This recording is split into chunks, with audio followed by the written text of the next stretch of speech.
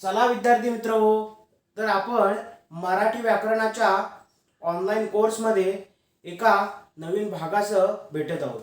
विद्यार्थी मित्रहो, मराठी व्याकरण ऑनलाईन कोर्समध्ये आपण काही बेसिक लेक्चर्स आहेत ती AR एज्युकेशन या ऑनलाईन ॲपवर आपण अपलोड करून ठेवलेले आहेत.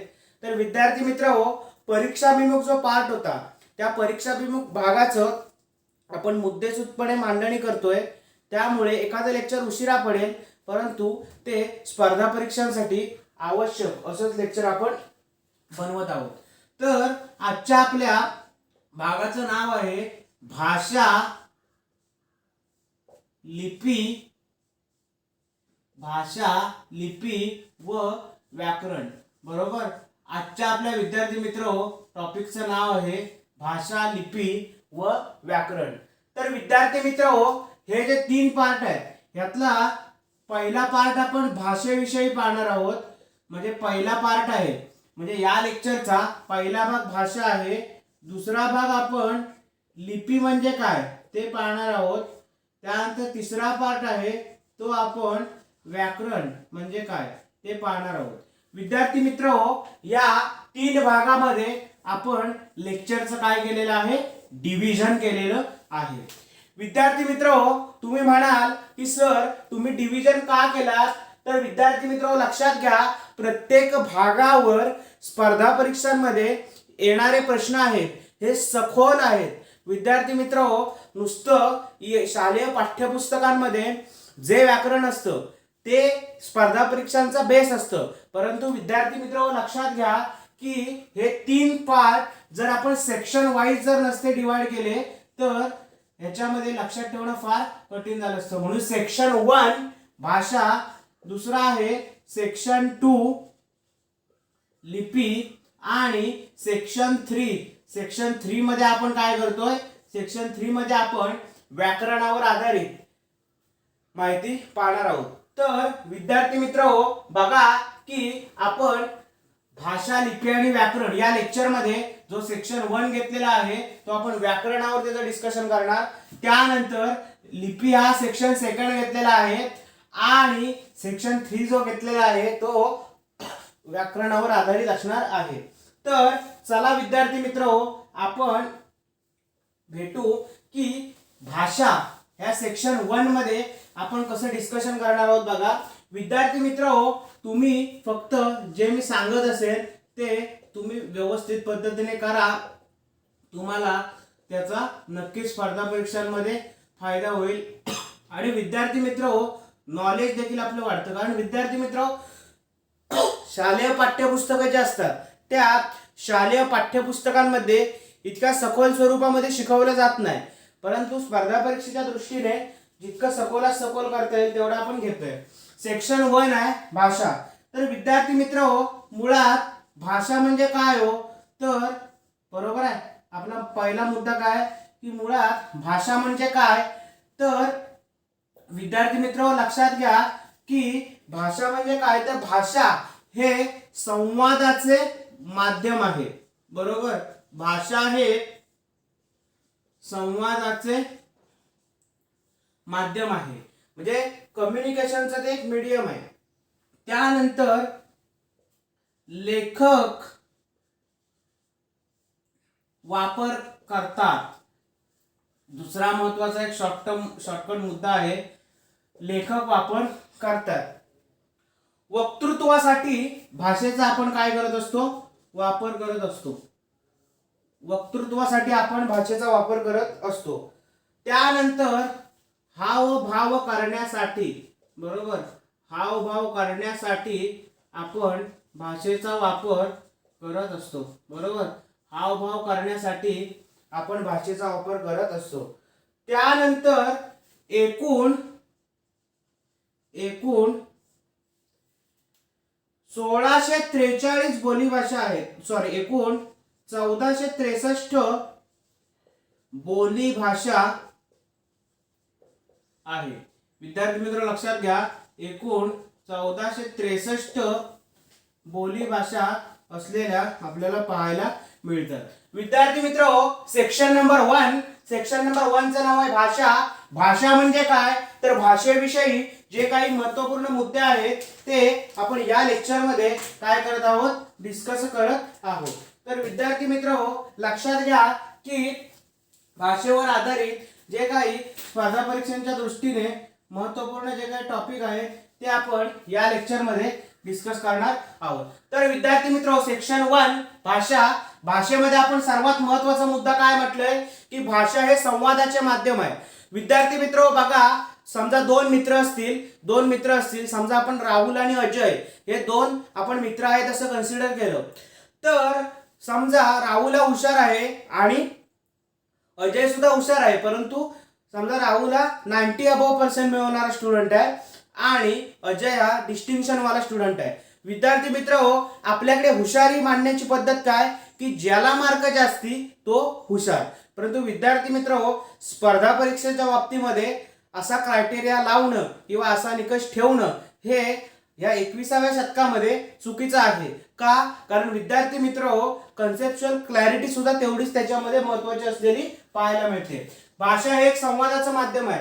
विद्यार्थी मित्र दोन मित्रांमध्ये प्रत्येकाकडे एखाद्या विषयाचं कमी अधिक ज्ञान असू शकतं, परंतु संवादाच्या माध्यमातून प्रत्येक व्यक्ती आपलं ज्ञान विकसित करण्याचा प्रयत्न करत असते. भाषेवरती पहिला मुद्दा आहे संवादाचं माध्यम आहे. भाषेद्वारे आपण संवाद करू शकतो. जसं फॉर एक्झाम्पल एखादा मार्केटिंग करणारी व्यक्ती असते, ती कुठलीही भाषा असेल, मराठी असेल, तमिळ असेल, उर्दू असेल, ज्या भागामध्ये त्या भाषेचा प्रभाव आहे त्या भाषेच्या माध्यमातून ते आपलं मार्केटिंग करत असते. म्हणजे भाषा हे एक संवादाचं माध्यम आहे. दुसरा मुद्दा आहे लेखक वापर करतात. विद्यार्थी मित्र भाषा आहे म्हणून लेखक आहे, म्हणजे लेखक आहेत म्हणून भाषा आहे, म्हणजे भाषा आहे म्हणूनच लेखक आहेत. का? कारण लेखक हे लेखनाच्या माध्यमातून आपले विचार हे पुस्तकी रूपामध्ये इतरांपर्यंत पोहोचवत असतात. विद्यार्थी मित्र भाषा हे संवादाचे माध्यम आहे. लेखक वापर करतात. वक्तृत्व. विद्यार्थी मित्र वक्तृत्व स्पर्धा सुद्धा आजकाल घेतली जाते. का? तर कोणत्या विद्यार्थ्याच्या कोणत्या व्यक्तीच्या म्हणजे कोणाला वक्तृत्व चांगलं वक्ता हे सुद्धा एक तितकंच महत्त्वाचं आहे. आणि वक्तृत्वाच्या माध्यमातून आपण आपले जे काही विचार असतील हिताचे असतील ते आपण पोचवू शकतो. पहिला मुद्दा भाषेसंबंधी. भाषा हे संवादाचं माध्यम आहे. दुसरा आहे भाषेचा वापर लेखक करतात. तिसरा आहे वक्तृत्वासाठी वापर करतो. तसंच ऍक्टिंग करण्यासाठी, बरोबर, जसं चित्रपट असेल, एखादा पिक्चर असेल तर त्याच्यामध्ये ऍक्टिंग करण्यासाठी आपण विविध पद्धतीने हातवारे करण्यासाठी आपण किंवा हावभाव करण्यासाठी आपण भाषेचाच वापर करत असतो. त्यानंतर एकूण 1463 बोलीभाषा आहेत. विद्यार्थी मित्र आता आपण एक्झॅक्ट भाषा हा जो शब्द आहे, बरोबर आहे, तर भाषेलाच बरोबर तर भाषेविषयी काही महत्त्वाचे मुद्दे आपण पाहणार आहोत. तर त्यातला पहिला मुद्दा आहे की भाष या संस्कृत धातूपासून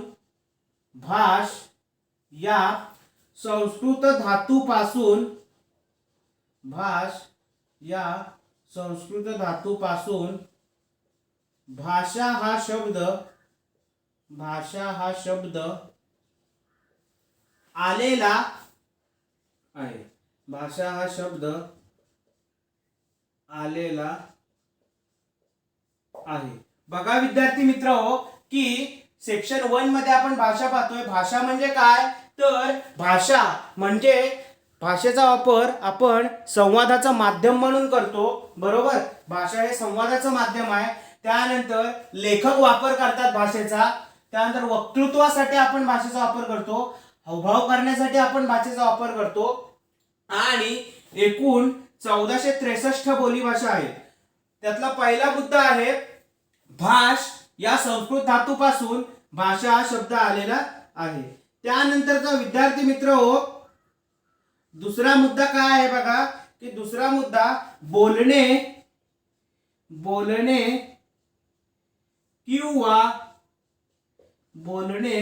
किंवा बोलण्याचा विचार बोलण्याचा विचार, बोलणे किंवा बोलण्याचा विचार,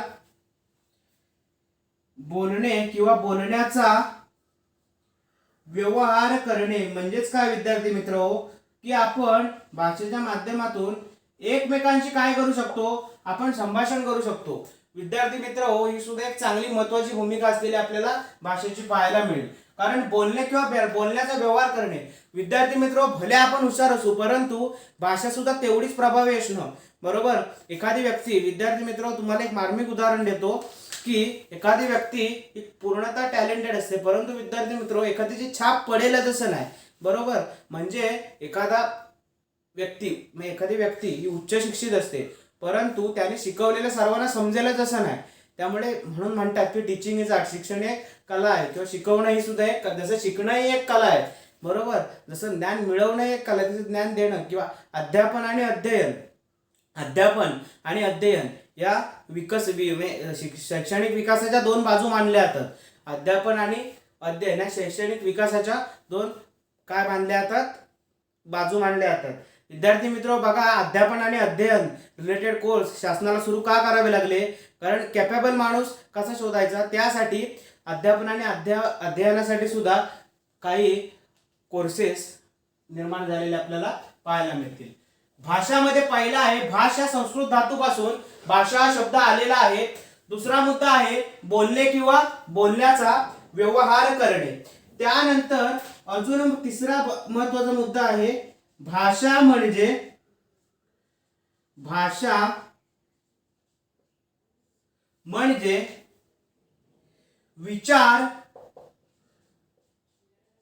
विचार, अनुभव, भाषा म्हणजे विचार, अनुभव, कल्पना, भावना, व्यक्त करण्याचे साधन,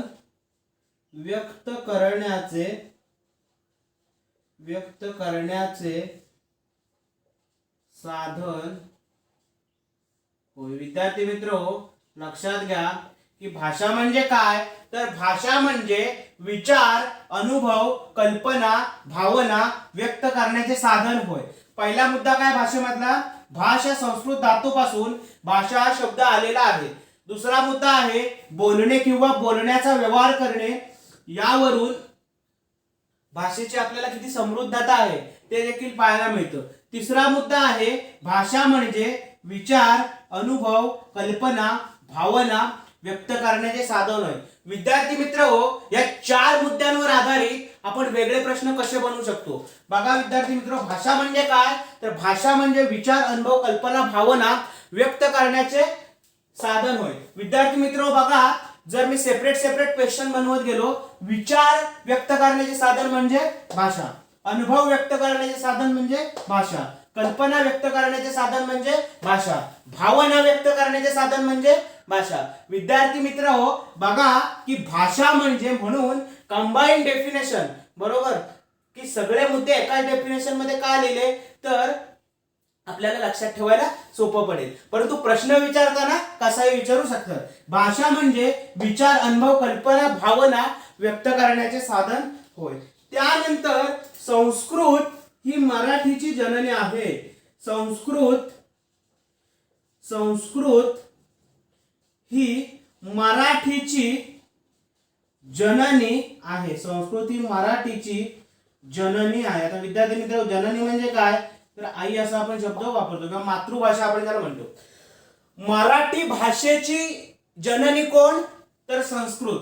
संस्कृत ही मराठी भाषेची जननी आहे. तसेच आत्मविष्काराचे माध्यम, भाषेला आपण काय शब्द संबोधतो, आत्मअविष्काराचे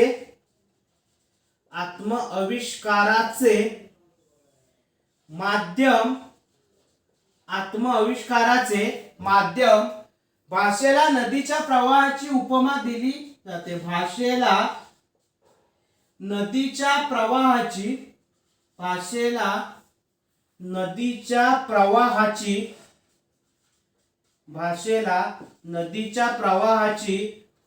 उपमा दिली जाते. भाषेला नदीच्या प्रवाहाची उपमा दिली जाते किंवा दिली असते, कारण प्रदेशानुसार कारण प्रदेशानुसार कारण प्रदेशानुसार व कालावधीनुसार भाषा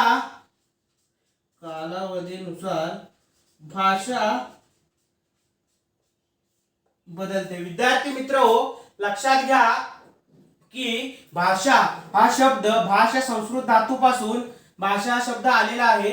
दुसरा मुद्दा आहे बोलणे किंवा बोलण्याचा व्यवहार करणे.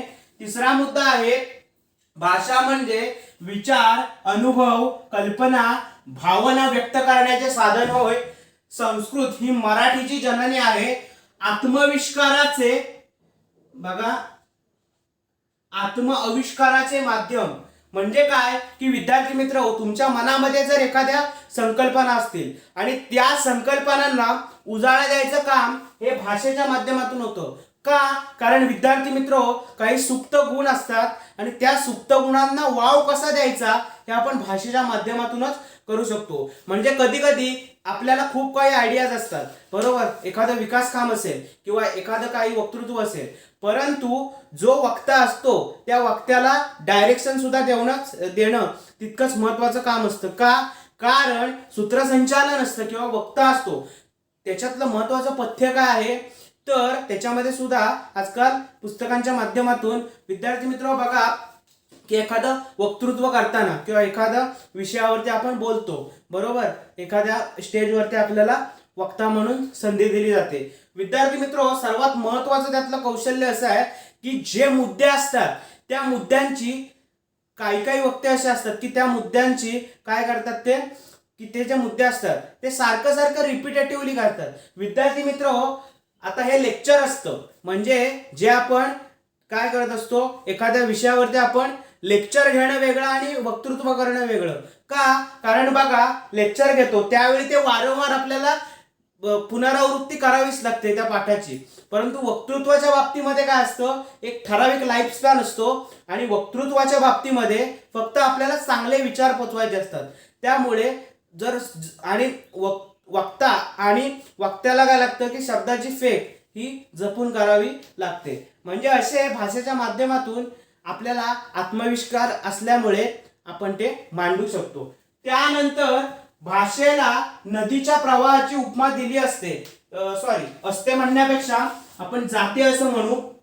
भाषेला नदीच्या प्रवाहाची उपमा दिली जाते. विद्यार्थी मित्र बघा की नदीमध्ये जसा पाण्याचा साठा वाहत जात असतो तशी भाषेला उपमा दिली जात असते. का? कारण बघा भाषा ही प्रदेशानुसार बदलते आणि कालावधीनुसार सुद्धा बदलते.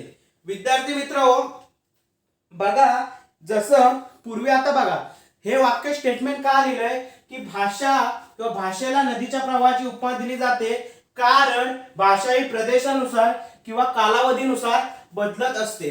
विद्यार्थी मित्र बघा की पूर्वी आयतवार म्हणायचे, बरोबर, पूर्वी काय म्हणायचे आयतवार.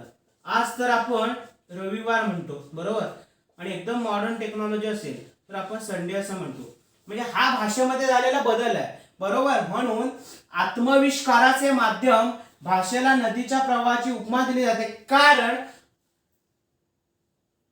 प्रदेशानुसार व कालावधीनुसार भाषा बदलते. पूर्वी आयतवार म्हणायचे जुने लोक, आज आपण रविवार म्हणतो, मॉडर्न टेक्नॉलॉजी मध्ये आपण संडे म्हणतो. म्हणजे विद्यार्थी मित्र बघा की भाषेवर आधारित सुद्धा, बरोबर, किती महत्त्वपूर्ण मुद्दे असलेले आपल्याला पाहायला मिळते. विद्यार्थी मित्र आपण फक्त एवढंच सांगू इच्छितो की जर आपण स्पर्धा परीक्षांचा स्टडी करत असू तर आपलं नॉलेज आहे हे 100 म्हणजे एकदम ते इन्क्रीमेंटच होतं. का? कारण खूप डीपली आपण स्टडी करत असतो. जेवढा आपण शालेय अभ्यासक्रमामध्ये सुद्धा कधी पाठ नसतो पाहिलेला तो सुद्धा करण्याची वेळ आपल्याला येते स्पर्धा परीक्षेच्या माध्यमातून. चांगला बदल, बरोबर आहे, काय चांगला बदल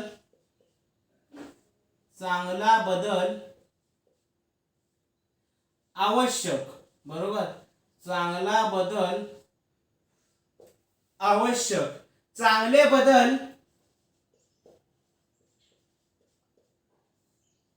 थांबवू नका. बरोबर आहे. चांगला बदल आवश्यक आहे. विद्यार्थी मित्र बघा, एखादा मी तुम्हाला एक रिअल फॅक्ट सांगतो, जी रिअल वस्तुस्थिती आहे. बरोबर, वास्तविकता तुम्हाला मी सांगतो. बरोबर, समाजामध्ये असणारी वास्तविकता मी तुम्हाला सांगतो की चांगला बदल आवश्यक आहे. भाषेच्या माध्यमातून आपण चांगला बदल काय करू शकतो, निर्माण करू शकतो. परंतु समाजातली असणारी वास्तविकता, बरोबर, रिअल फॅक्ट असं आपण ज्याला म्हणतो, ते मी तुम्हाला सांगतो. विद्यार्थी मित्र बघा, समजा समजा एक स्टुडंट आहे की जो एमपीएससीचं किंवा स्पर्धा परीक्षांचं प्रिपरेशन करतोय आणि तो एखादी अकॅडमी वगैरे जॉईन करतो. बरोबर, काय असतं की तो जो आपण अभ्यास करायला लागलो की त्याचा प्रभाव आपल्यावरती पडत असतो.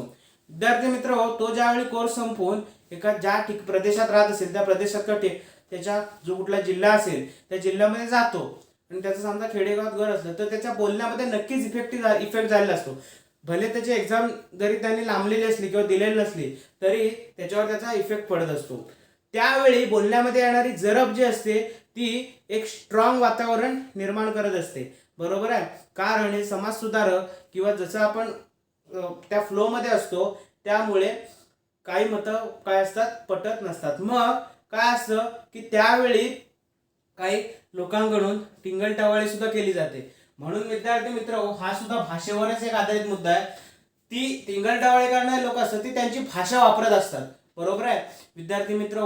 परंतु म्हणून ह्याच माध्यमातून मी काय सांगतोय की चांगला बदल आवश्यक. म्हणून भाषेच्या माध्यमातून चांगला बदल होऊ शकतो आणि चांगला बदल हा थांबवणं सुद्धा चुकीचं आहे.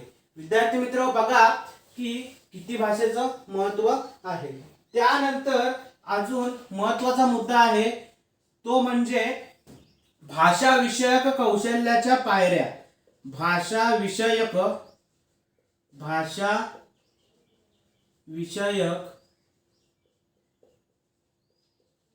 कौशल्याच्या पायऱ्या. भाषा विषयक कौशल्याच्या पायऱ्या किती आहेत? भाषा विषयक कौशल्याच्या 5 पायऱ्या आहेत. बरोबर, भाषा विषयक कौशल्याच्या 5 पायऱ्या आहेत. बरोबर, भाषा विषयक कौशल्याच्या किती पायऱ्या आहेत? तर भाषा विषयक कौशल्याच्या 5 पायऱ्या आहेत. त्यामध्ये सुरुवातीचा मुद्दा आहे तो म्हणजे श्रवण करणे. बरोबर, म्हणजे काय की एखादी गोष्ट ऐकून घ्यावी लागते. बरोबर. त्यानंतर दुसरा आहे ते म्हणजे बोलणे. बरोबर, दुसरा आहे काय? बोलणे. बोलण्यालाच आपण काय म्हणतो तर संभाषण असं म्हणतो. बरोबर आहे, बोलण्याला आपण काय म्हणतो? संभाषण असं म्हणतो. भाषण, त्यानंतर आपण भाषण करतो. बरोबर, त्यानंतर आपण वाचन सुद्धा करत असतो आणि लेखन सुद्धा करत असतो.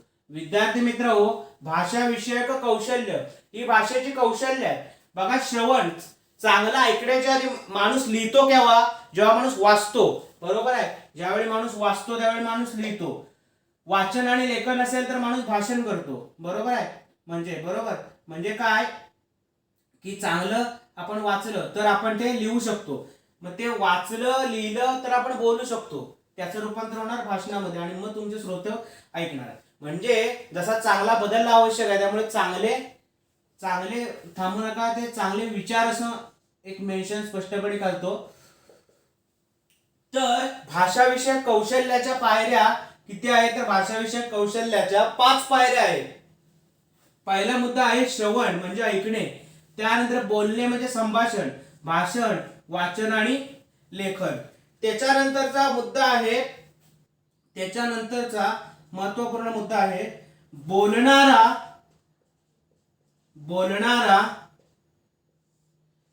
व ऐकणारा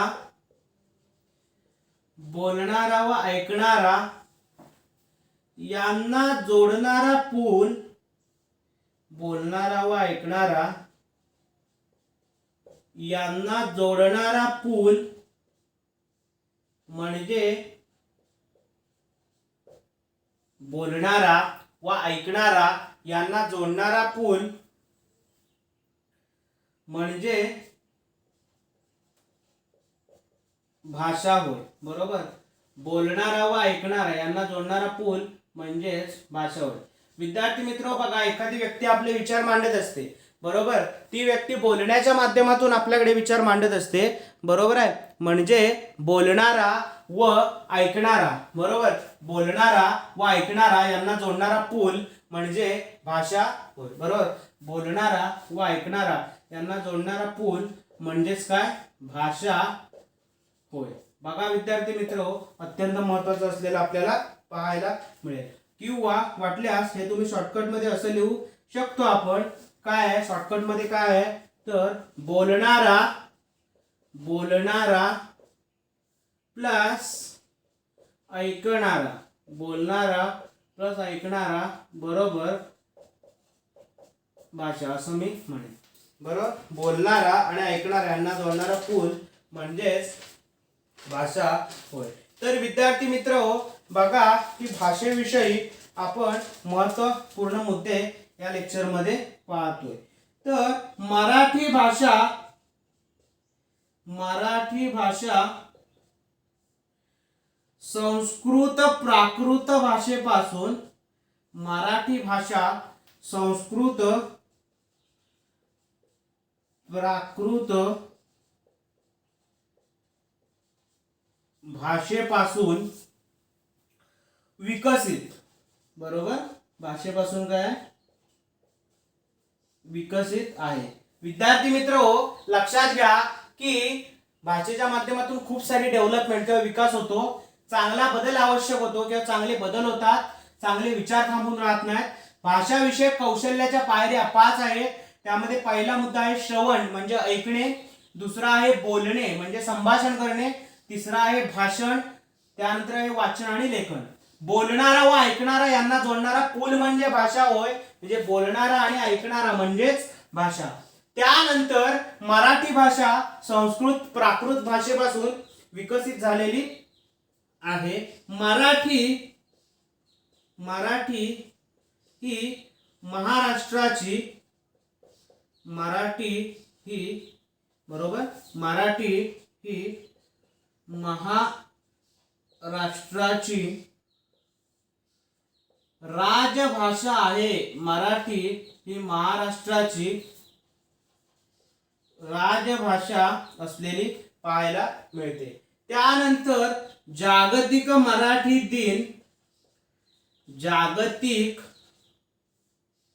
मराठी दिन बरोबर. जो जागतिक मराठी दिन आहे तो कधी असतो? 27 फेब्रुवारीला असतो. बरोबर. का जागतिक मराठी दिन 27 फेब्रुवारीला का? तर कवी कुसुमाग्रज आहेत. त्या कवी कुसुमाग्रजांचा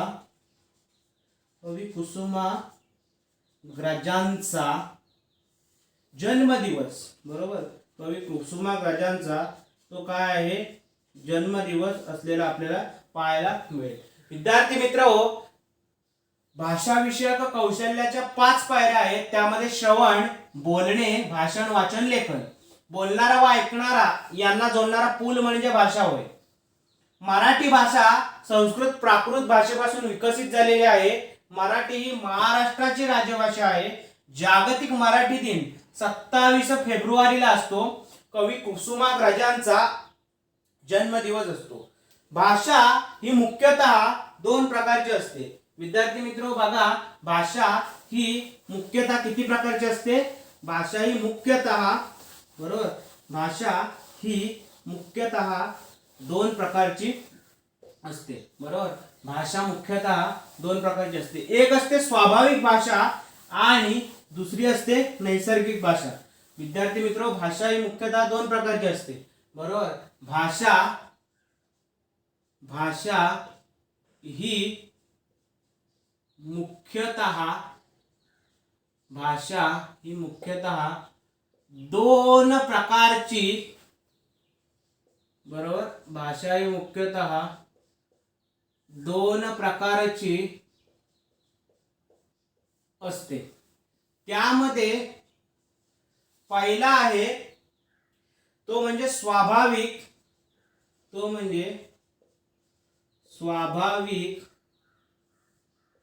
किंवा नैसर्गिक भाषा. बरोबर.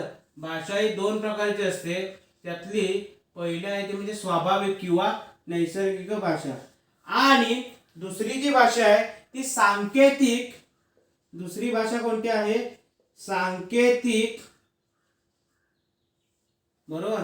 सांकेतिक किंवा कृत्रिम भाषा. बरोबर. सांकेतिक किंवा कृत्रिम भाषा. विद्यार्थी मित्र बघा, भाषा ही, बरोबर आहे, भाषा ही मुख्यतः दोन प्रकारची असते. त्यामध्ये, बरोबर, भाषा ही मुख्यतः दोन प्रकारची असते. त्यामध्ये स्वाभाविक व नैसर्गिक भाषा असते, आणि दुसरा प्रकार आहे सांकेतिक आणि कृत्रिम भाषा. बरोबर. आता लिपी व खुणांच्या माध्यमातून जी भाषा असते, बरोबर आहे, लिपी व खुणांच्या माध्यमातून, बरोबर, लिपी व खुणांच्या माध्यमातून, बरोबर आहे, लिपी व खुणांच्या माध्यमातून व्यक्त केली जाणारी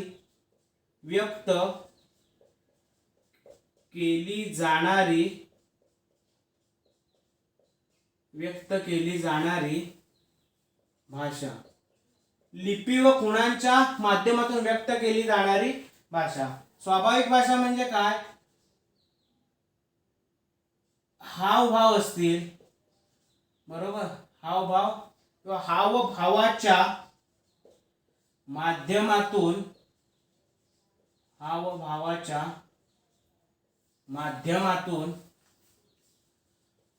व्यक्त केली जाणारी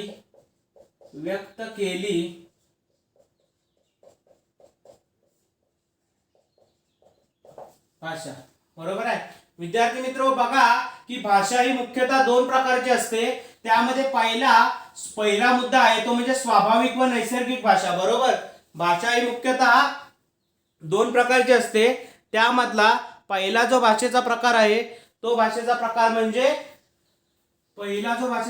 म्हणजे स्वाभाविक व नैसर्गिक भाषा.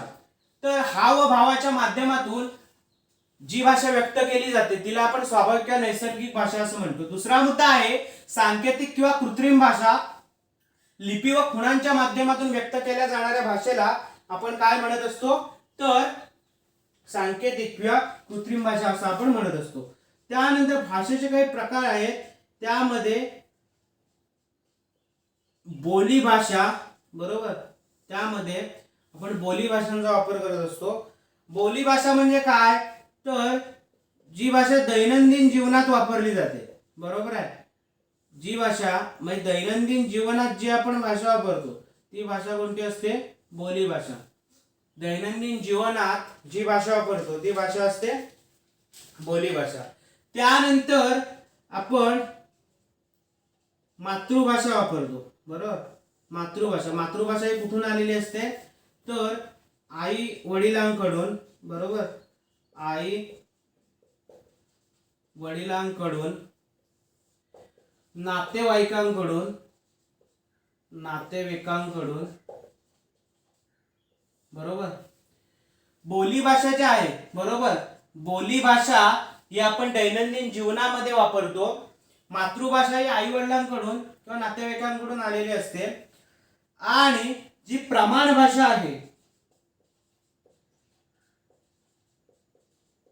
प्रमाण भाषा जी आहे ती शास्त्रीय पद्धतीने लेखन केलेली असते. प्रमाण भाषा आहे ती प्रमाण भाषा आपण शास्त्रीय पद्धतीने लेखन केलेले आपल्याला पाहायला मिळेल. विद्यार्थी मित्र बघा की भाषा ही मुख्यतः दोन प्रकारची असते. त्यामध्ये पहिला मुद्दा आहे स्वाभाविक किंवा नैसर्गिक भाषा. हावभावाच्या माध्यमातून व्यक्त केली जाणारी भाषा म्हणजे स्वाभाविक किंवा नैसर्गिक भाषा होय. मुद्दा दुसरा आहे सांकेतिक किंवा कृत्रिम भाषा. लिपी व खुणांच्या माध्यमातून व्यक्त केली जाणारी भाषा म्हणजे सांकेतिक किंवा कृत्रिम भाषा होय. त्यानंतरचा आहे बोली भाषा. बोली भाषा ही दैनंदिन जीवनात वापरली जाते. मातृभाषा ही आई वडिलांकडून किंवा नातेवाईकांकडून आलेली असते.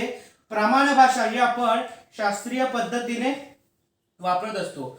बघा त्यानंतर पुढचा महत्त्वाचा मुद्दा आहे तो म्हणजे 12 मैल अंतरावर 12 मैल अंतरावर भाषा बदलते. 12 मैल अंतरावर भाषा काय असते, बदलत असलेली आपल्याला पाहायला मिळते. त्यानंतर पुढचा मुद्दा आहे मराठी भाषा. मराठी भाषा इंडो युरोपियन गटातील आहे. मराठी भाषा इंडो युरोपियन मराठी भाषा इंडो युरोपियन गटातील आहे. मराठी भाषा ही इंडो युरोपियन गटातील आहे. त्यामध्ये मराठी, हिंदी आणि आसामी यांचा समावेश होतो. त्यामध्ये मराठी, हिंदी, बरोबर, त्यामध्ये मराठी, हिंदी व आसामी यांचा समावेश होतो. बघा विद्यार्थी मित्र हो की भाषा ही मुख्यतः 2 प्रकारची असते. त्यामध्ये पहिले आहे स्वाभाविक किंवा नैसर्गिक भाषा, हावभावाच्या माध्यमातून व्यक्त केली जाणारी भाषा. दुसरा मुद्दा आहे सांकेतिक किंवा कृत्रिम भाषा, लिपी व खुणांच्या माध्यमातून व्यक्त केली जाणारी भाषा. बोली भाषा आहे. त्यामध्ये बोली भाषा ही दैनंदिन जीवनामध्ये वापरली जाते. मातृभाषा ही आई वडिलांकडून किंवा नातेवाईकांकडून मिळालेली असते. आणि प्रमाण भाषा आहे जी पुस्तकं लिहिण्यासाठी लेखक वापरतात किंवा साहित्यिक जी वापरतात ती प्रमाण भाषा. पुढचा मुद्दा आहे 12 मैल अंतरावर भाषा बदलते. त्यानंतर मराठी भाषा ही इंडो युरोपियन गटातील आहे. तसेच मराठी, हिंदी आणि आसामी या भाषांचा देखील यामध्ये समावेश झालेला पाहायला मिळेल. विद्यार्थी मित्र बघा की भाषा या हा जो आपण सेक्शन 1 घेतला होता तो आपल्या स्पर्धा परीक्षेच्या दृष्टीने आणि आपण खूप सखोल घेतलेला आहे. आता आपण दुसरा सेक्शन घेणार आहोत. कोणता दुसरा सेक्शन? तर दुसऱ्या सेक्शनचं नाव आहे लिपी. बरोबर, सेक्शन नंबर 2 म्हणजेच कोणता? तर सेक्शन नंबर 1 आपला भाषा झाला. सेक्शन नंबर 2 बरोबर आहे. सेक्शन 2. सेक्शन 2 चं नाव काय? तर सेक्शन 2 म्हणजेच लिपी. बरोबर विद्यार्थी मित्र हो, लिपीविषयी आपण काही महत्त्वपूर्ण पाहणार आहोत. बरोबर, म्हणजेच लिपीची आपण काय पाहणार आहोत? व्याख्या किंवा डेफिनेशन आपण पाहणार आहोत. लिपीमुळे लेखन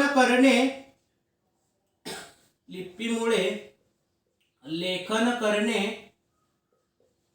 शक्य झाले आहे. लिपीमुळे आपण लेखन करणे शक्य झाले आहे. लिपीमुळे लेखन करणं शक्य झाले. लिपीमुळे आपण लिहू शकतो ना. आपले समजा एखादा कवी आहे, त्या कवीला समजा कविता करण्याची आवड आहे. बरोबर, बरोबर, त्याच्या विचार मनामध्ये येत आहेत. परंतु विद्यार्थी मित्र भाषेच्या माध्यमामधून आपण लिहू शकतो. बरोबर, भाषेच्या माध्यमातून आपण काय करू शकतो? लिहू शकतो. आपल्या विचारांची देवाणघेवाण काय करू शकतो? भाषेच्या माध्यमातून आपण करू शकतो. बरोबर, सेक्शन 2 मध्ये आपण लिपी बघतोय. लिपीमध्ये काय की लेखन करणं लिपीमुळे शक्य झाले. बरोबर, लीप जसं भाष या धातूपासून भाषा शब्द आला, तसा लीप या धातूपासून म्हणजे त्यालाच लिंपणे असं मी म्हणतो. लिंपणे म्हणजे माकणे वगैरे. बरोबर, त्यानंतर हा जो शब्द आहे हा संस्कृत शब्द असलेला आपल्याला पाहायला मिळतो. बरोबर, हा संस्कृत शब्द असलेला आपल्याला पाहायला मिळतो. विद्यार्थी मित्र बघा की लिपीची व्याख्या काय की लिपीमुळे लेखन करणे शक्य झालं. लिप म्हणजे लिंपणे किंवा तो संस्कृत शब्द आहे. त्यानंतर आपण देवनागरी लिपी बघतो. बरोबर आहे, आपण जी काय आता मराठी भाषा लिहितो ही देवनागरी लिपी आहे. त्या देवनागरी लिपीच्या आधार घेऊनच आपण भाषा लिहित असतो. मराठी, हिंदी, संस्कृत, मराठी, हिंदी, संस्कृत, गुजराती,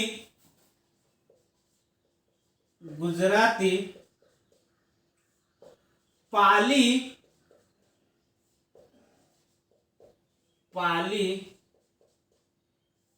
बंगाली. बरोबर आहे विद्यार्थी मित्र लक्षात घ्या, सेक्शन 2 मधला आपण काय म्हणतो, सेक्शन 2 ला लिपी असं म्हणतो. बरोबर आहे. सेक्शन 2 ला आपण काय म्हणतो, तर सेक्शन 2 ला लिपी असं म्हणतो. व्याख्या काय आहे लिपीची, लिपीची व्याख्या लेखन करणे शक्य झाले आहे. विद्यार्थी मित्र आपले विचार हे आपण लिपीच्या माध्यमातूनच ठोकदारपणे काय करू शकतो, मांडू शकतो. म्हणजे लेखन करणं हे लिपीमुळे शक्य झालं. ते लिप हा जो संस्कृत धातू आहे, त्या संस्कृत शब्द आहे, त्याला आपण लिंपणे असं म्हणतो. देवनागरी लिपी जी आहे, ही देवनागरी लिपी मराठी, हिंदी, संस्कृत, गुजराती, पाली, बंगाली या भाषांसाठी लागू पडलेली आपल्याला पाहायला मिळेल.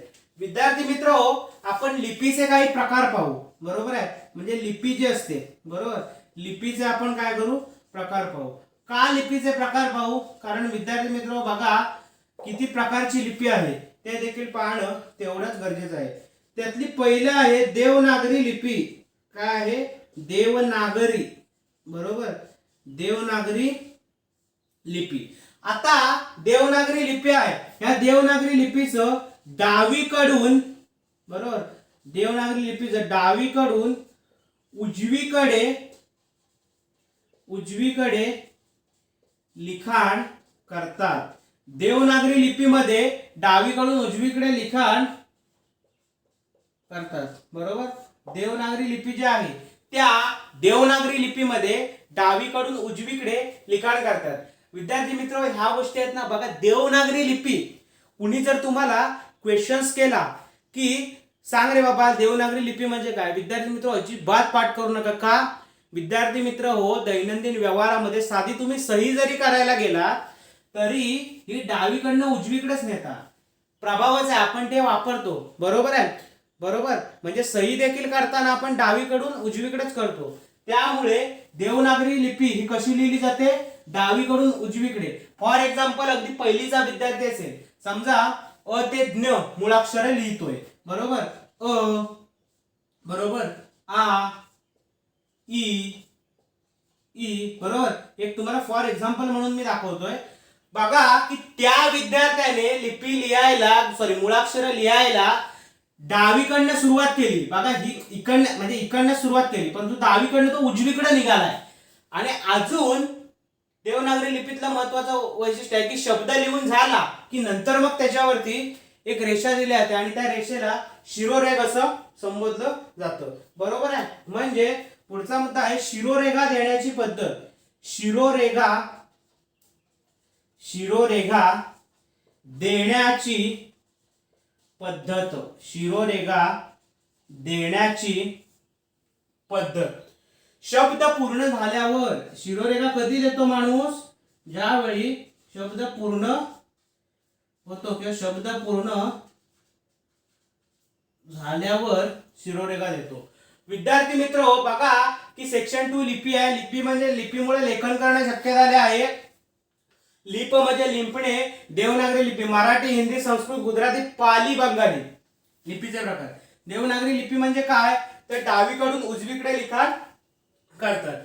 त्यानंतर एखादा शब्द लिहून झाला, जसं की आपण फॉर एक्झाम्पल देवनागरी लिपीमध्ये समजा आपण मराठी हा शब्द लिहिला. बरोबर, कोणता शब्द लिहिला, मराठी. बरोबर, मराठी हा शब्द लिहिला. तर आपण मराठी हा शब्द लिहिल्यानंतर आपण शिरोरेघ देतो. बरोबर, म्हणजे देवनागरी लिपीचे दोन महत्वाचे मुद्दे कुठले, आपण देवनागरी लिपी लिहिताना डावीकडनं उजवीकडे लिहितो आणि शब्द लिहून झाल्यावर आपण त्याच्यावरती शिरोरेघ देत असतो. त्यानंतर अजून जे काही महत्वाचे मुद्दे आहेत ते महत्वपूर्ण मुद्दे आपण या लेक्चरच्या माध्यमातून आपण पाहतोय. विद्यार्थी मित्र किती इंटरेस्टिंग लेक्चर आहे बघा.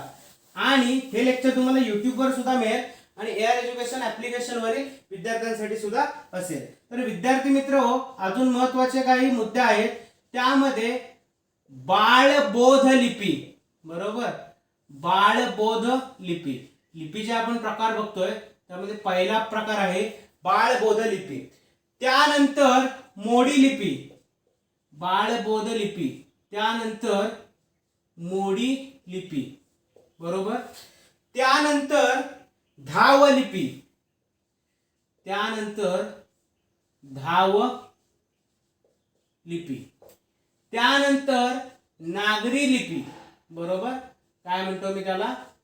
नागरी लिपी असं म्हणतो.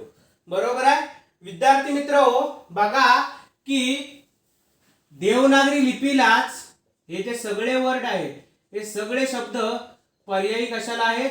देवनागरी लिपी. बरोबर आहे. देवनागरी लिपीसाठी हे सगळे शब्द काय आहेत? पर्यायी शब्द असलेले आपल्याला पाहायला मिळतात. त्यामध्ये पहिला आहे तो म्हणजे बाळबोध लिपी, त्यानंतर मोडी लिपी, त्यानंतर धाव लिपी, त्यानंतर नागरी लिपी. म्हणजे विद्यार्थी मित्र बघा की देवनागरी लिपीमध्ये म्हणजे देवनागरी लिपीलाच बाळबोध लिपी म्हणतात, देवनागरी लिपीलाच मोडी लिपी म्हणतात, देवनागरी लिपीलाच धाव लिपी म्हणतात, देवनागरी लिपीलाच नागरी लिपी म्हणतात. विद्यार्थी मित्र हो बघा की बाळबोध लिपी, मोडी लिपी, धाव लिपी, नागरी लिपी हे देवनागरी लिपीलाच संबोधलं जातं. अजून महत्वाचा मुद्दा आहे तो म्हणजे उभ्या आडव्या तिरप्या. बरोबर. उभ्या आडव्या तिरप्या व गोलाकार अशा रेषांनी बनलेले आहे. गोलाकार अशा रेषांनी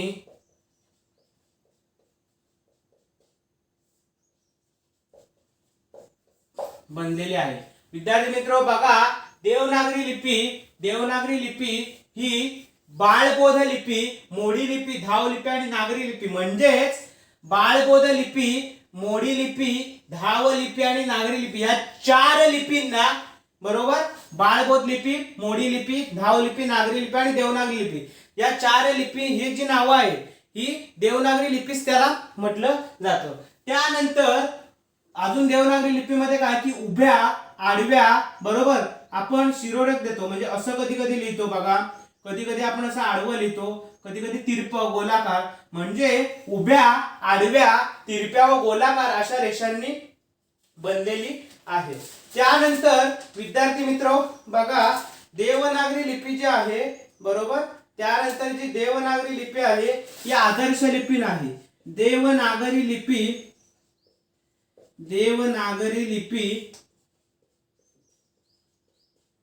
आदर्श लिपी नाही. देवनागरी लिपी आदर्श लिपी नाही. म्हणजे जे आपण देवनागरी लिपी म्हणतो ही देवनागरी लिपी आदर्श लिपी नाही. का? कारण देवनागरी लिपी आदर्श लिपी नाही का? कारण प्रत्येक ध्वनी बरोबर देवनागरी लिपी आदर्श लिपी नाही. कारण का? प्रत्येक ध्वनी स्वतंत्र चिन्हाने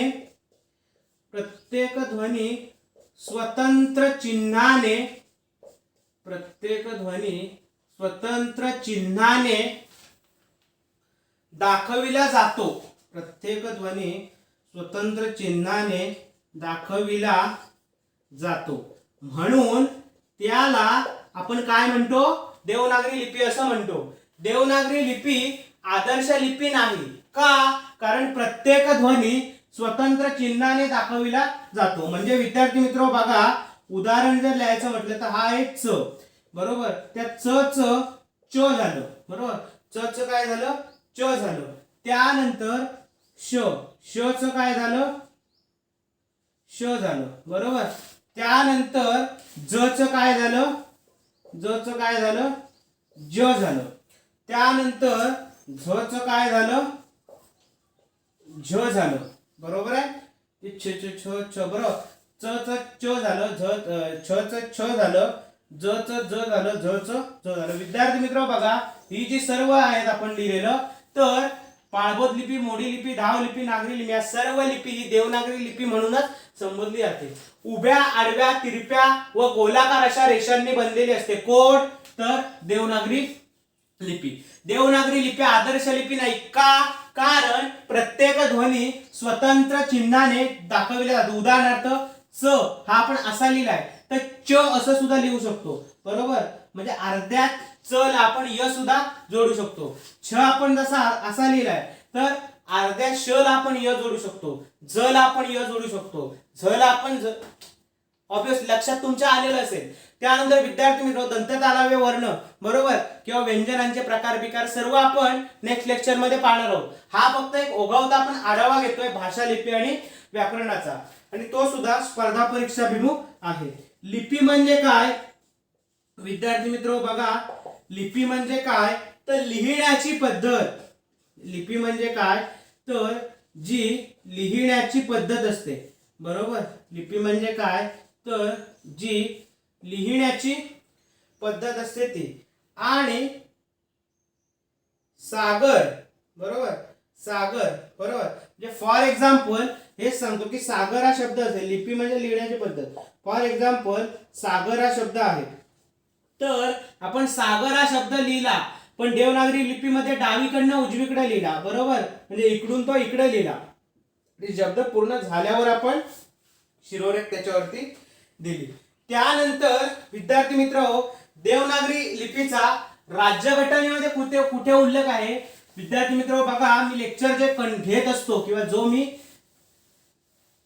कंटेंट बनवत असतो तो कंटेंट विविध पुस्तकांचा रेफरन्स घेऊन बनवत असतो बरोबर आहे. विविध स्पर्धा परीक्षांच्या पुस्तकातून मी त्याआधी वाचन करून घेत असतो बरोबर आहे. त्यानंतर विविध लेक्चर्स मी पाहत असतो. ती लेक्चर्स पाहून झाली की त्यानंतर मी आधी स्वतः कसं अट्रॅक्टिव्हनेस नोट्स बनवायला पाहिजे ते स्वतः मी आधी ठरवत असतो आणि त्यानंतरच तुमच्या पुढे मांडत असतो. विद्यार्थी मित्र जर काय तुम्हाला मला आयडिया शेअर करायची असेल तरी सुद्धा तुम्ही मला ती शेअर करू शकता. विद्यार्थी मित्र बघा तर कलम बघा की कलम 343 मध्ये कलम 343 मध्ये उल्लेख लिपीचा उल्लेख कुठे आहे कलम 343. कलम 343 मध्ये उल्लेख म्हणजेच राज्यघटनेत जी विविध स्वरूपाची कलमं आहेत बरोबर आहे, शासन निर्णयावर आधारित असतील किंवा इतरत्र काही असतील. कलम 343 मध्ये उल्लेख कशाचा देवनागरी लिपीचा. देवनागरी लिपीचा राज्यघटनेमध्ये कुठल्या कलमात उल्लेख आहे तर कलम 343 बरोबर. कलम 343 मध्ये त्याचा उल्लेख असलेला आपल्याला पाहायला मिळेल. विद्यार्थी मित्र बघा पण प्राचीन काळ ज्यावेळी होता बरोबर, प्राचीन काळात बरोबर जो प्राचीन काळ होता त्या प्राचीन काळात देखील काय होतं की प्राचीन काळात देखील दोन महत्वाच्या लिपी होत्या. त्यातली पहिली जी लिपी आहे ती म्हणजे ब्राह्मी लिपी. पहिली लिपी कोणती आहे पहिली लिपी ब्राह्मी लिपी आहे आणि दुसरी लिपी ही खारोष्ठ लिपी असं पाहायला मिळते. विद्यार्थी मित्र बघा कलम 343 मध्ये उल्लेख आहे राज्यघटनेमध्ये. जे कलम 343 आहे ते कलम 343 हे देवनागरी लिपीशी संबंधित आहे. त्यानंतर प्राचीन काळ जो होता त्या प्राचीन काळामध्ये ब्राह्मी लिपी आणि खारोष्ठ लिपी होती. विद्यार्थी मित्र लक्षात घ्या की ह्या लिपीला बरोबर ह्या लिपीला भारतातील बरोबर ह्या लिपीला भारतातील सर्व लिपींची जननी सर्व लिपींची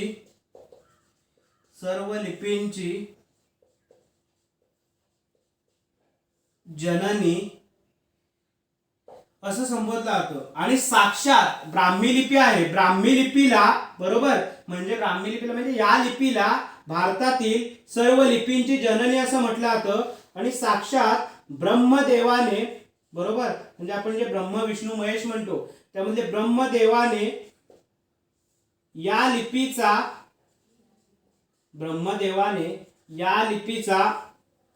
शोध लावला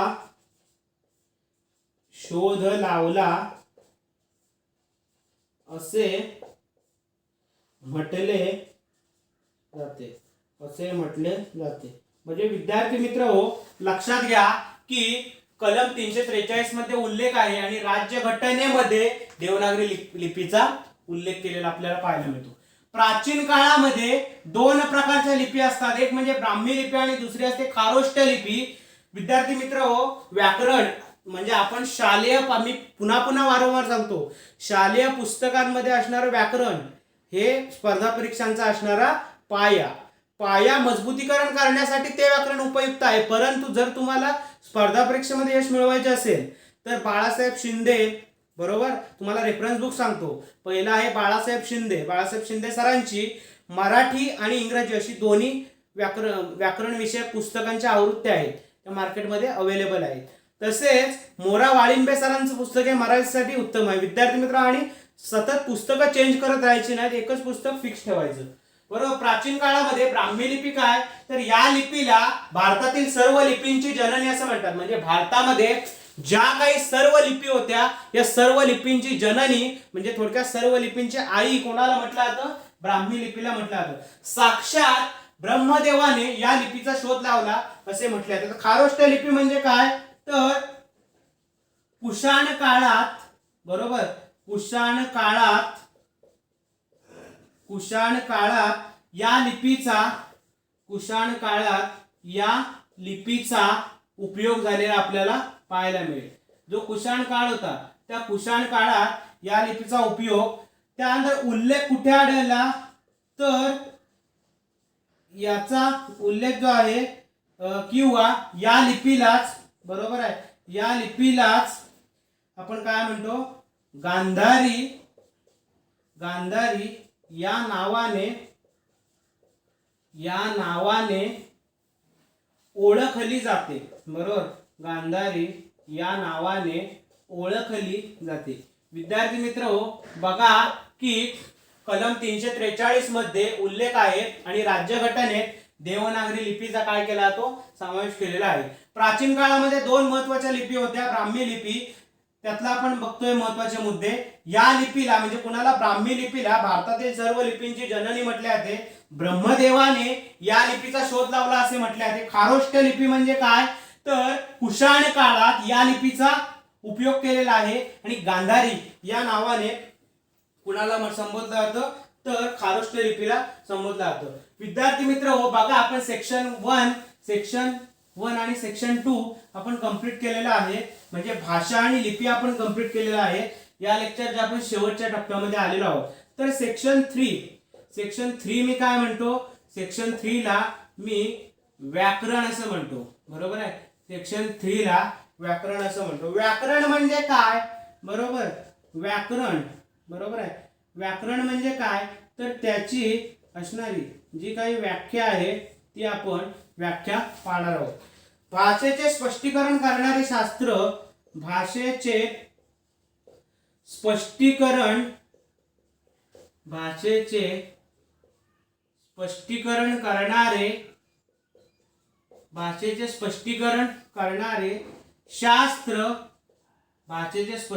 करणारे शास्त्र म्हणजेच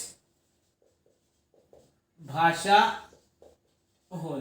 भाषेचे स्पष्टीकरण करणे. विद्यार्थी मित्र, व्याकरण म्हणजे काय, तर व्याकरणाची व्याख्या काय आहे, तर भाषेचे स्पष्टीकरण करणारे शास्त्र म्हणजे भाषा होय. किंवा अजून त्याचं महत्वाचं काय, तर सुंदर रूप देणे. विद्यार्थी मित्र बघा, सुंदर रूप, भाषेला काहीतरी सुंदर रूप पाहिजे. काहीतरी लिहून जमेल का विद्यार्थी मित्र, काहीतरी आपलं भाषा आहे म्हणून काहीतरी आपलं कुठल्या तरी विषयाला कुठली तरी भाषा वापरून जमतं, नाही जमणार. बरोबर. जर तुम्हाला आई या शब्दावरती निबंध लिहायला सांगितला तर तो त्या शब्दाला म्हणजे त्या विषयाला अनुसरूनच असलं पाहिजे. बरोबर आहे. सरकारी कार्यालयीन भाषा असते ती सरकारी, आणि एक सांगून ठेवतो, तो एक मुद्दा तुम्हाला इथे मी स्पष्ट करून देणार आहे की सेक्शन नंबर 3 आहे, व्याकरण आहे. व्याकरण म्हणजे काय, ते त्याला आपण व्याख्या, त्याची व्याख्या काय, तर भाषेचं स्पष्टीकरण करणारे शास्त्र. बरोबर. तसंच अजून कशासाठी वापरलं जातं, तर भाषा ही सुंदर रूप देण्यासाठी. बरोबर, सुंदर रूप देण्यासाठी. कार्यालयीन भाषा असते विद्यार्थी मित्र, ही कार्यालयीन भाषा संदिग्ध स्वरूपाची असते. आता संदिग्ध म्हणजे काय, तर ती विद्यार्थी मित्र हो, त्याच्यामध्ये काही लिखाण जे केलेलं असतं, हे लिखाण आपल्याला वाटत असतं की ते बरोबर आहे, परंतु त्याच्यामध्ये तसं ऍक्टिझम नुसार ते नसतं. याला संदिग्ध हा शब्द मी वापरलाय. तर व्याख्या म्हणजे व्याख्या काय, व्याकरणाची भाषेचे स्पष्टीकरण करणारे शास्त्र म्हणजे भाषा होय. बरोबर. सेक्शन 2 व्याख्या, भाषेचे स्पष्टीकरण करणारे शास्त्र म्हणजे भाषा होय सुंदर रूप देण्यासाठी. त्यानंतर सुंदर रूप देण्यासाठी किंवा सुंदर रूप देणे हे व्याकरणाचे काम आहे. सुंदर रूप देणे हे व्याकरणाचे काम आहे. त्यानंतर विद्यार्थी मित्र हो, याची आपण फोड कशी केलेली आहे, तर त्याची फोड ही बघा कशी फोड केलेली आहे. वी अधिक आ अधिक क्रू. बरोबर, वी अधिक आ अधिक क्रू म्हणजे करण. बरोबर, करण म्हणजेच त्याला मी थोडक्यात काय म्हणतो की व्याकरण त्याला ग्रामर असं म्हणतो इंग्रजीत आपण. परंतु व्याकरण म्हणजे काय, तर भाषेचे स्पष्टीकरण करणारे शास्त्र म्हणजे भाषा म्हणजे व्याकरण भाषा म्हणण्यापेक्षा विद्यार्थी मित्र व्याकरण म्हणा. विद्यार्थी मित्र हो, व्याकरण होय असं म्हणा तुम्ही. बरोबर आहे. व्याकरण म्हणजे काय, तर भाषेचे स्पष्टीकरण करणारे शास्त्र म्हणजे व्याकरण होय. सुंदर रूप देणे हे व्याकरणाचे काम आहे. फोड काय आहे, तर वी अधिक आ अधिक क्रू म्हणजे करण म्हणजे बरोबर, म्हणजे वी अधिक आ अधिक क्रू म्हणजे त्याला आपण करण असं म्हणजे व्याकरण. म्हणजे व्याकरण या शब्दाची फोड काय, तर वी अधिक आ अधिक क्रू ही व्याकरण या शब्दाची फोड असलेले आपल्याला पाहायला मिळते. तर विद्यार्थी मित्र हो, बघा की आता जे महत्त्वाचे अजून इन्फॉर्मेटिव्ह सोर्स आहे, तो इन्फॉर्मेटिव्ह सोर्स आपण पाहतोय. तर विद्यार्थी मित्र हो, फुल्ली कॉन्सन्ट्रेशनने तुम्ही लेक्चर पहा. श्रीपाद भागवत, बरोबर आहे, श्रीपाद भागवत यांनी मराठी भाषेविषयी काय म्हटले बघा. श्रीपाद भागवत जे होते, भाषेचे व्यवहार ज्या नियमांनी ठरवले जातात, भाषेचे व्यवहार ज्या नियमांनी ठरविले जातात, भाषेचे व्यवहार ज्या नियमांनी ठरविले जातात, भाषेचे व्यवहार ज्या नियमांनी ठरविले जातात, ते नियम स्पष्ट करणारे शास्त्र. ते नियम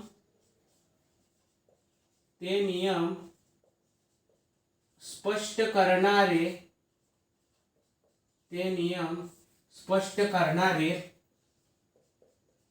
शास्त्र. बरोबर आहे.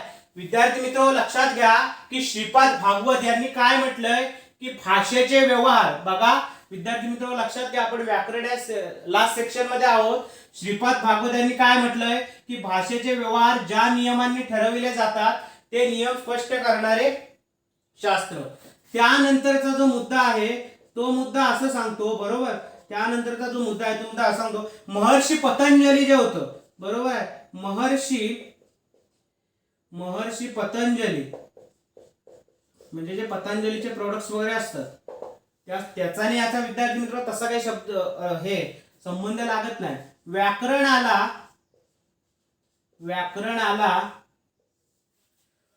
शब्दानुशासन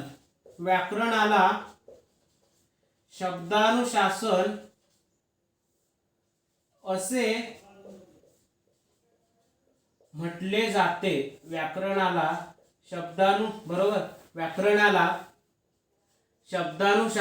बरोबर आहे, व्याकरणाला शब्दानुशासन असे म्हटले जाते. विद्यार्थी मित्र बघा की श्रीपाद भागवत यांनी काय म्हटलंय. बरोबर, विद्यार्थी मित्र बघा व्याकरणावर श्रीपाद भागवत यांनी काय म्हटलंय, तर भाषेचे व्यवहार ज्या नियमांनी ठरविले जातात, ते नियम स्पष्ट करणारे शास्त्र. महर्षी पतंजली यांनी काय म्हटलंय की व्याकरणाला शब्दानुशासन असं म्हटलं गेलेलं आपल्याला पाहायला मिळेल. त्यानंतर ग्रंथ. बरोबर, ग्रंथ कोणकोणता आहे, तर विवेक. बरोबर, ग्रंथ कुठले आहेत, बरोबर, ग्रंथ कोणता आहे बघा की श्रीपाद भागवत यांनी काय म्हटलंय, भाषेचे व्यवहार ज्या नियमांनी ठरविले जातात, ते नियम स्पष्ट करणारे शास्त्र म्हणजे व्याकरण होय. महर्षी पतंजलींनी व्याकरणाला शब्दानुशासन असं म्हटलेलं आहे. ग्रंथ कुठला, तर विवेक सिंधू नावाचा जो ग्रंथ आहे, बरोबर, विवेक सिंधू नावाचा ग्रंथ, तो कुणी लिहिला, बरोबर. विवेक सिंधू नावाचा जो ग्रंथ आहे तो मुकुंदराज, बरोबर, विवेक सिंधू नावाचा ग्रंथ आहे तो मुकुंदराज यांनी लिहिला. त्यानंतर लीळाचरित्र आहे, बरोबर. लीळाचरित्र कुणी लिहिलं, बरोबर, लीळाचरित्र आहे ते लीळाचरित्र माईम भट, बरोबर, माईम भट यांनी लीळाचरित्र लिहिलं. त्यानंतरचा जो मुद्दा आहे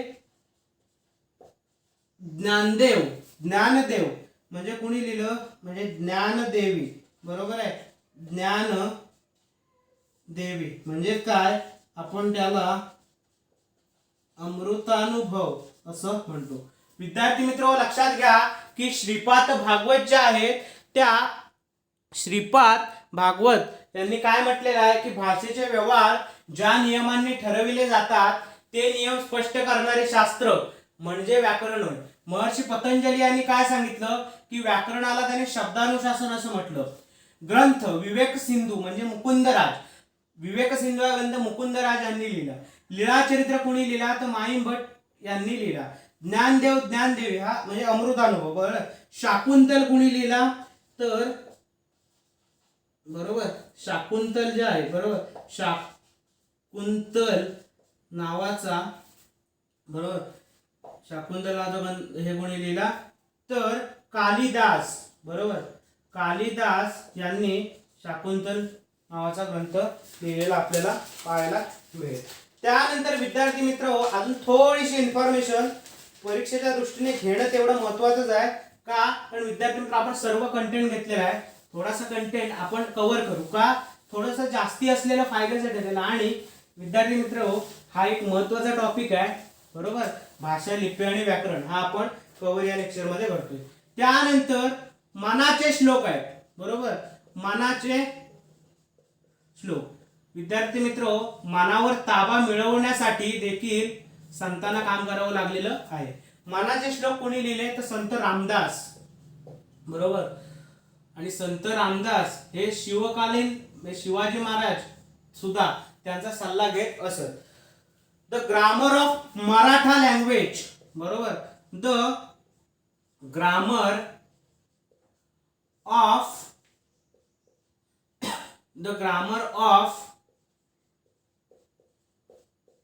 मराठा, बरोबर, the grammar of Maratha language, बरोबर, the grammar of Maratha language हे कोणी लिहिलं तर विल्यम कॅरी, बरोबर. ग्रामर ऑफ मराठा लँग्वेज हे कोणी लिहिलं तर विल्यम कॅरी, बरोबर आहे. मनाचे श्लोक हे संत रामदास यांनी लिहिले. विद्यार्थी मित्र मनावर ताबा कसा मिळवावा, बरोबर, मन शुद्ध कसं ठेवावं. विद्यार्थी मित्र तुम्ही अवश्य एकदा मनाचे श्लोक, ईच अँड एव्हरी मनाचे श्लोक तुम्ही वाचून बघा, तुम्हाला नक्कीच तुमच्या मनावर ताबा मिळेलच याची मी तुम्हाला गॅरंटी देतो. का, कारण विद्यार्थी मित्र बघा संत रामदास वगैरे यांच्या काळातली व्याख्या किती प्रभावदायी आहे, बरोबर, किंवा भाषा किती त्यांनी जपून वापर केलेले आहे हे तुम्हाला पाहायला मिळेल. मनाचे श्लोक हे संत रामदास यांनी लिहिले. The grammar of Maratha language कुणाला म्हटलं जातं, विल्यम कॅरी. त्यानंतर जो दृष्टांत पाठ होता, दृष्टांत पाठ तो कुणी लिहिला, केशवदेव व्यास, केशवदेव व्यास यांनी दृष्टांत पाठ लिहिला. त्यानंतर पंचवार्षिक, बरोबर आहे, पंचवार्षिक हे कोणी लिहिलं तर भीष्माचार्य, बरोबर, पंचवार्षिक कोणी लिहिलं, भीष्माचार्य. त्यानंतर सहा सोनेरी पानं हे कोणी लिहिलं तर सावरकर यांनी लिहिलं, बरोबर आहे. विद्यार्थी मित्र मनाचे श्लोक हे संत रामदास स्वामींनी लिहिले. त्यानंतर the grammar of Maratha language कुणाला म्हटलं जातं तर विल्यम कॅरी यांना म्हटलं जातं. विद्यार्थी मित्र बघा की ब्रिटिश असून सुद्धा त्यांनी मराठी या विषयासाठी लेखनासाठी एक योगदान दिलेलं आपल्याला पाहायला मिळेल. दृष्टांत पाठ केशवदेव व्यास यांनी लिहिला. पंचवार्षिक भीष्माचार्य यांनी लिहिलं. 6 सोनेरी पाने हे सावरकर यांनी लिहिलेलं पाहायला मिळेल. त्यानंतर विशाखा, बरोबर आहे, ही आपली विशाखा आहे. तर याचं लेखन कुणी केलं तर कुसुमाग्रज, बरोबर, कवी कुसुमाग्रज जे होते त्यांनी यावरती लेखन केलं. विद्यार्थी मित्रहो, पहिले उपलब्ध वाक्य मराठीमध्ये सुरुवातीचं पहिलं उपलब्ध वाक्य काय होतं तर विद्यार्थी मित्र बघा, पहिले उपलब्ध वाक्य, बरोबर, मराठीमध्ये पहिलं उपलब्ध वाक्य कोणतं होतं तर मराठीतील पहिलं उपलब्ध वाक्य तुम्हाला सांगतो की श्री चामुंडराये, बरोबर, श्री चामुंडराये करवियले, श्री चामुंडराये करवियले, बरोबर आहे.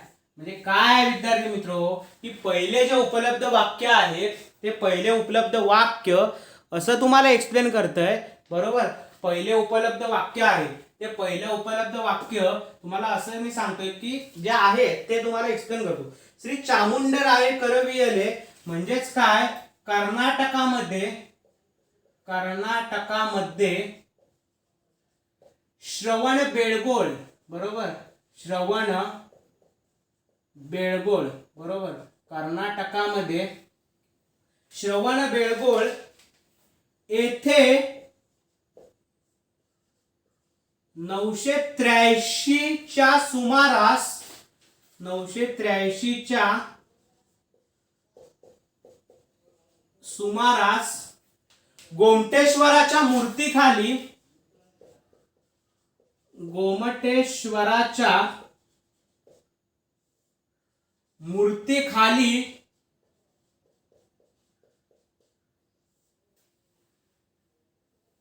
लिहिलेलं आहे. विद्यार्थी मित्र बघा, मूर्तीखाली काय शिल्प कोरलेले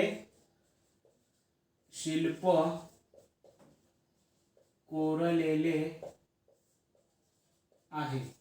विद्यार्थी मित्र तुम्हाला एवढंच सांगेन की तुम्ही मोरा वाळिंबे सर जे आहेत, बरोबर, त्या मोरा वाळिंबे सरांचं तुम्ही मराठी ग्रामरचं पुस्तक वाचा. तुम्हाला कुठलाही रेफरन्स अजून घेण्याची गरज नाहीये, बरोबर. इंटरनेटवर देखील त्यांच्या फ्री नोट्स आहेत, तुम्ही ते प्रिंट करून घ्या, तुम्हाला नक्कीच फायदा होईल. मराठीतील पहिलं उपलब्ध वाक्य कोणतं तर श्री चामुंडराये करवियले कर्नाटकामध्ये श्रवण बेळगोळ येथे 983 च्या सुमारास गोमटेश्वराच्या मूर्तीखाली शिल्प कोरलेले आहे. मोरा वाळिंबे यांचं जे मराठी व्याकरणाचं पुस्तक आहे ते विद्यार्थी मित्र अत्यंत उपयुक्त असं पुस्तक असलेलं आपल्याला पाहायला मिळेल. तर विद्यार्थी मित्र बघा की आपण भाषा, लिपी आणि व्याकरण हा टॉपिक आपण एका लेक्चर मध्येच कव्हर केलेला आहे आणि परीक्षा भिमुख सर्व माहिती आपण घेतलेली आहे. तर याच्या पुढील लेक्चर मध्ये भाषा, लिपी आणि व्याकरणावर जे काही प्रश्न आलेले आहेत ते प्रश्न आपण घेणार आहोत. तर चला विद्यार्थी मित्र, आपण नेक्स्ट लेक्चर मध्ये भेटू.